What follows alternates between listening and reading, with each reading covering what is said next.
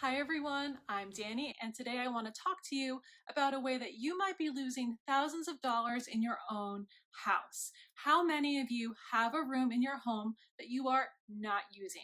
A formal living room or a formal dining room or a guest room? Do you really use those rooms? And if you do, how many days out of the year do you really use them? Think about what you're paying for that room you are not using. Let's say your rent or your mortgage is $2,000 a month and you live in an 8-room house. That means you're spending $250 a month on that room that you're not using. Over the span of a year, that's $3,000. If you live in that place for a decade, you can do the math, that's $30,000. If you stay in your house for 30 years, you got it. That's $90,000 that you have spent on a room that you are not using. When I was growing up, every house had a formal living room and a formal dining room, and we hardly ever used them.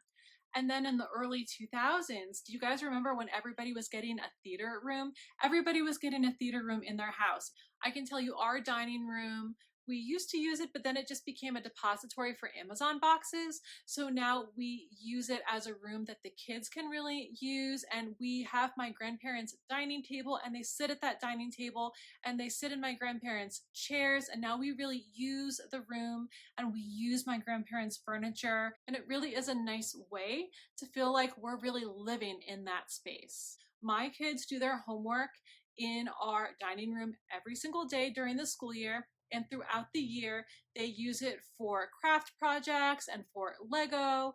And our living room also serves as our music room. And my husband and I do our date nights at home in this room. So we use these rooms daily. I want to be clear. I like formal rooms if you enjoy them and if you use them. If they're going to waste, if you feel that the furniture is uncomfortable, if you don't enjoy these rooms, you're paying to live here. I highly encourage you to use the room, repurpose that room for something that you enjoy.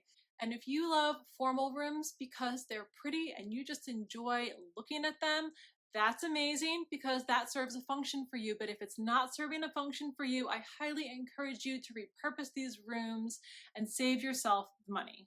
I know that earlier in the year, M. Nolan Gray wrote an article for The Atlantic saying that if we kill the dining room, that we're basically inviting in loneliness because so many people are now eating alone. But the thing is, I remember in the 80s and the 90s and the early 2000s when we had formal dining rooms in basically every house in the suburbs, people rarely used them. I don't think it's that we're making the dining room disappear so much as our lifestyles had already made the dining room disappear. And if you want to dine in your dining room, then invite people over, have dinner parties, invite people over for the holidays, not just on Christmas, not just on Easter or Thanksgiving, but on a Saturday night, on a Friday night. Have people over and use your space. Don't forget to subscribe because we're going to be talking about a lot of similar topics here. I hope that you will take care today and enjoy your space.